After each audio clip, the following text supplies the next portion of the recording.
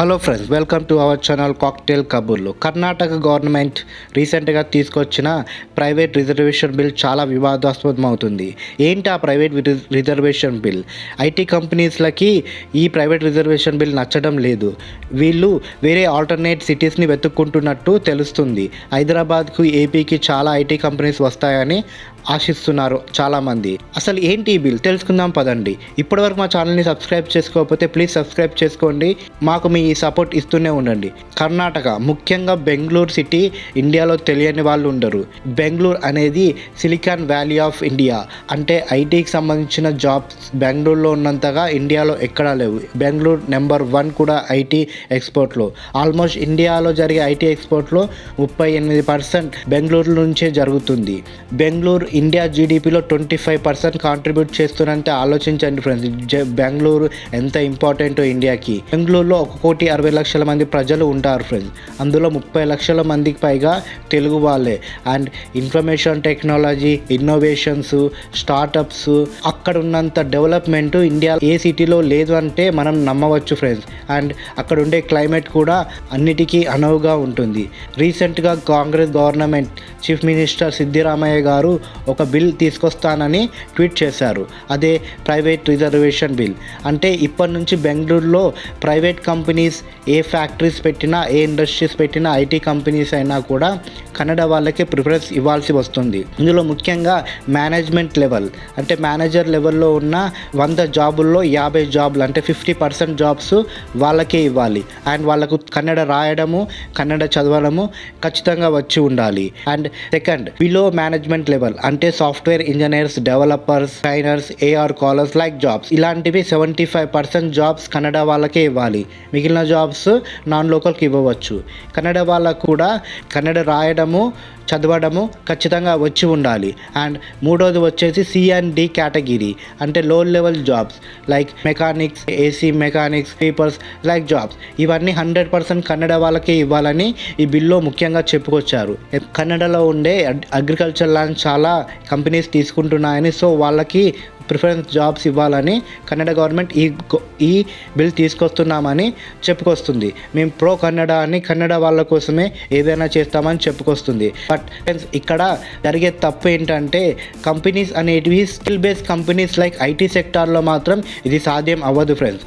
ఎందుకంటే ఒక ఐటీ సెక్టార్లో జాబ్ మేనేజర్ లెవెల్లో స్ట్రాంగ్గా ఉండాలంటే language skill, client meetings attend అవ్వడం, క్లయింట్ని కన్విన్స్ చేసే స్కిల్స్ ఉండాలి ఫ్రెండ్స్.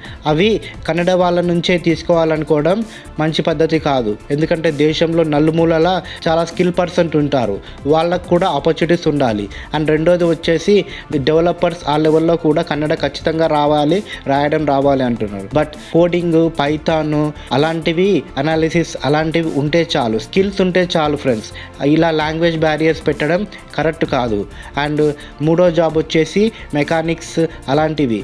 ఈ చిన్న చిన్న వర్క్స్కి చాలా మ్యాన్ పవర్ అవసరం అవుతుంది. ఇన్ కేస్ 100% వాళ్ళనే రిక్రూట్ చేసుకోవాలంటే మాత్రం ఇది సాధ్యం కాదు. ఎందుకంటే అంత మ్యాన్ పవర్ దొరకదు కూడా. వీటిల్లో ప్రాఫిట్స్ తక్కువగా ఉండడం వల్ల తక్కువ జీతాలకు వచ్చే ఎంప్లాయీస్ని ప్రిఫర్ చేస్తుంటాయి కంపెనీలు. బట్ లోకల్ ఉండే పీపుల్ తక్కువ జీతాలకు చేయడం కష్టం ఫ్రెండ్స్. సో ఇది కూడా పాసిబుల్ అవ్వదు.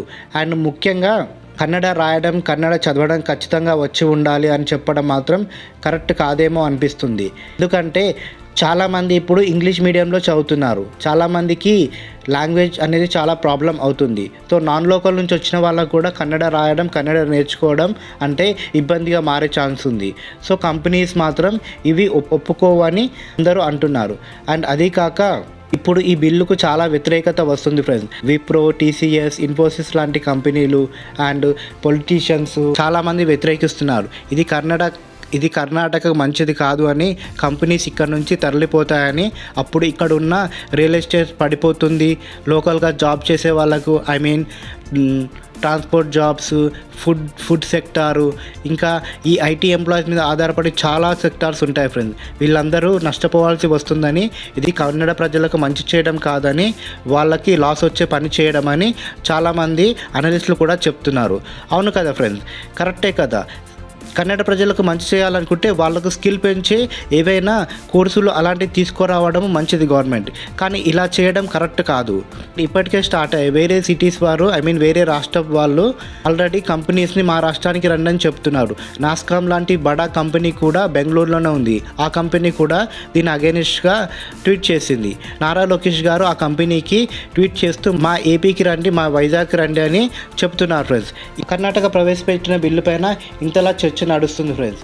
వేరే సిటీస్ కూడా ఇలా ట్వీట్లు ఇలా న్యూస్లో పబ్లిష్ చేయడంతో సిద్ధరామయ్య గారు ఇంకా ఆలోచిస్తున్నామేమో, దీన్ని మేము ఫైనల్ చేయలేదని మరో ట్వీట్ చేశారు. ప్రీవియస్గా చేసిన ట్వీట్ని కూడా డిలీట్ చేశారు.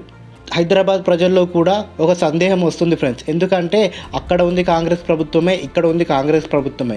వీళ్ళు కూడా ఏమైనా ఇలాంటి బిల్లులు తీసుకొస్తారా, హైదరాబాద్ని కూడా ఆగం చేస్తారని ఆలోచిస్తున్నారు. మీరు కర్ణాటక తెచ్చిన ఈ బిల్లును ఒప్పుకుంటారా? మీ ఒపీనియన్ని కామెంట్ బాక్స్లో తెలియచేయండి. అండ్ మీకు ఈ వీడియో నచ్చి ఉంటే ప్లీజ్ లైక్ చేయండి, మా ఛానల్ని సబ్స్క్రైబ్ చేసుకోండి. మాకు మీ సపోర్ట్ ఇస్తూనే ఉండండి. Thank you friends.